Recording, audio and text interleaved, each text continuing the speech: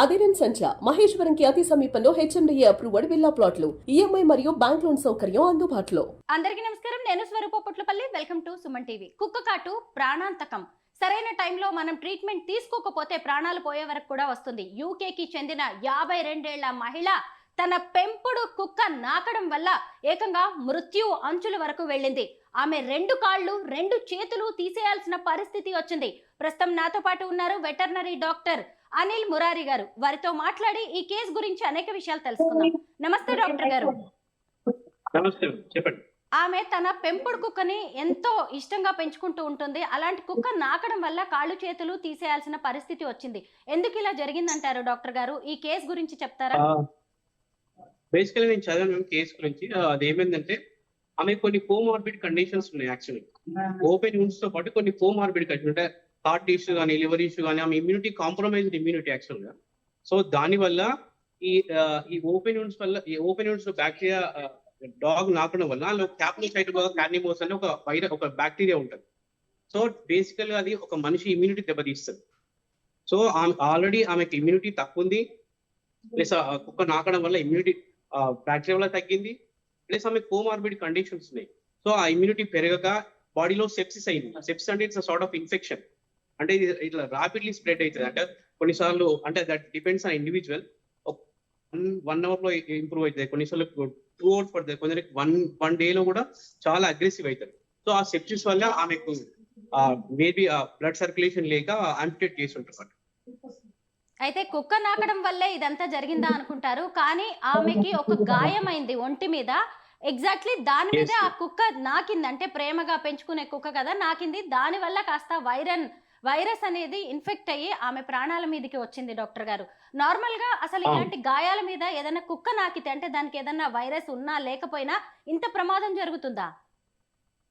లేదు మేము, అంటే ఏమైనా డయాబెటిక్ కండిషన్స్ ఏమైనా ఉంటే రిస్క్ ఉంటుంది. ఓపెన్ యూనిట్స్ ఉన్నప్పుడు నాకేమైనా రిస్క్ ఉంటుంది. ఇంకోటి ఆ బ్యాక్టీరియా నాకిన ప్రతి ఒక్కరికి వస్తుంది, బట్ ఆ ఇండివిజువల్ ఇమ్యూనిటీ ఉంటుంది, అది ఆ బ్యాక్టీరియా చంపేస్తుంది. అంటే నాకిన ప్రతి ఒక్కరికి రావాలని లేదు, but there is a chance of getting infection with that bacteria. ఇంకోటి ఓపెన్ యూనిట్స్ ఉంటేనే ఆ ప్రాబ్లం ఉంటుంది. నార్మల్ స్కిన్ ఉంది, ఏం ఓపెన్ యూనిట్స్ లేవు, హెల్తీ స్కిన్ ఉంటే నాకినా కానీ ఏమి కాదు. డాక్టర్ గారు, 24 గంటల్లోనే ఆమె కోమాలో కూడా వెళ్ళిపోయారు. కాళ్ళు చేతులు తీసేయడం అంటే చిన్న విషయం కాదు. ఇప్పుడు ఇంట్లో కుక్కల్ని పెంచే వాళ్ళు ఎలాంటి జాగ్రత్తలు తీసుకోవాలి? ఆమె 24 గంటల్లో చనిపోయిందంటే దానికి డిఫరెంట్ కండిషన్ ఉంటాయి. అంటే కోమార్బిడ్ కండిషన్ ఆమె ఆ ఒకటే కండిషన్ కాదు, ఆ ఓపెన్ వుండ్ కాకుండా ఇంకా చాలా సమస్యలు ఉన్నాయి. సో దాన్ని ఆమె తట్టుకోలేక మేబీ సెప్సిస్ ఎక్కువై ఆంపిటేషన్ చేసి ఉంటుంది. బట్ అందరికి అది సూట్ అవ్వదు. యాక్చువల్లీ అందరికి అది కాదు, కొందరికి అవుతుంది. ఇంకొకటి, ఇంట్లో పెంచుకునే కుక్కకు డెఫినెట్ గా యాంటీ ర్యాబిస్ వ్యాక్సిన్ వేయించుకోవాలి. That is mandatory. రేబీస్ వచ్చిన కుక్కలు కరిస్తే మరీ ప్రాణాంతకం కదా. రేబీస్ ఉంది ఈ కుక్కకి అని వాటి లక్షణాలను బట్టి ఎలా గుర్తించవచ్చు? మేబీ కొన్ని డాగ్స్ అంటే దానిలో 2 ఫార్మ్స్ ఉంటాయి. ఒకటి డమ్ ఫామ్, ఇంకోటి ఫ్యూరియస్ ఫామ్. ఫ్యూరియస్ ఫామ్ అంటే ఆ ర్యాబిస్ లో డాగ్ బాగా అగ్రెసివ్ బిహేవ్ చేస్తుంది, సెలైవేషన్ వస్తుంటది. అంటే మనిషి కనబడుతుంది, దాన్ని మనం ఏమి అనుకున్నా అది మనం బైట్ చేయడానికి వస్తుంది.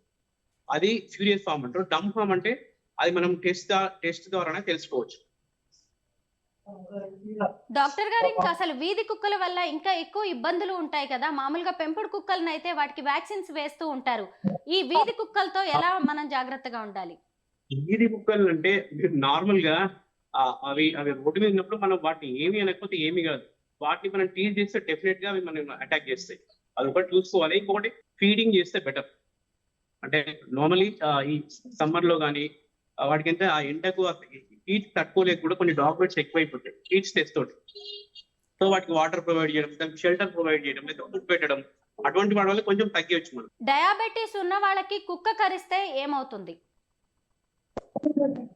నార్మల్ డాగ్ బైట్ ఏమి కాదు. ఆ డాగ్ ఒకవేళ ఆ కరిచిన డాగ్ ర్యాబిస్ ఉంటే వాళ్ళు ర్యాబిస్ వ్యాక్సిన్ చేయించుకోవాల్సి వస్తుంది. మీరు ఒక యాంటీ ర్యాబిస్ వ్యాక్సిన్ చేయించుకోవాలి. ప్లస్ మీరు ఒక వెటర్నరీ డాక్టర్, మీ దగ్గరికి రకరకాల కుక్కల్ని తీసుకొస్తూ ఉంటారు. సాధారణంగా కుక్కలకి ఎలాంటి జబ్బులు వస్తుంటాయి?